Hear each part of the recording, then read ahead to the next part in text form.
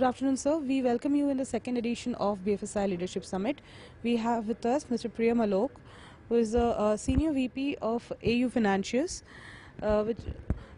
So we would like to know from you, how do you perceive the payment systems or the digital payment system which has evolved in currently as the theme for the current banking system? Yes, there has been some immense work on this subject. The whole platform has changed in the last few years. I would say with the penetration of Aadhaar and Aadhaar enabled payment system, things have changed drastically for a big chunk of India. With AEPS, one can actually go ahead and deliver a lot of items even to the last mile. On the digital banking side, again, this unified payment interface, the UPI thing, which has been launched, again can be a game changer. So payments and digital banking is really making quick advances, and it won't be long when we'll see most of India being covered with digital banking. Even the smartphones penetration has gone up, which is poised to go up even further. And I see a lot of action in this space in the coming years.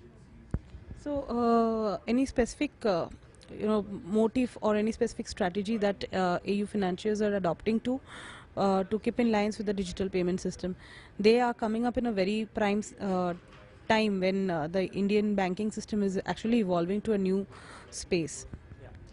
So yes, so we have recently got the license, in October last year as a small finance bank with a focus to rural areas. Our most of our lending would be happening, 75% would be happening in the priority sector lending, and we would be getting, to the rural areas where we already are present.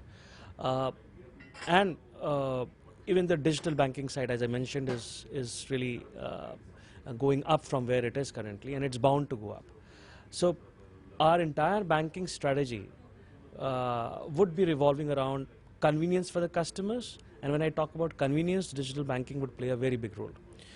Whether it's urban customer or rural customer, digital banking is bound to play a very, very big role. As I said, I talked about AEPS, KYC check through AEPS, micro ATMs, biometric micro ATMs which has come up.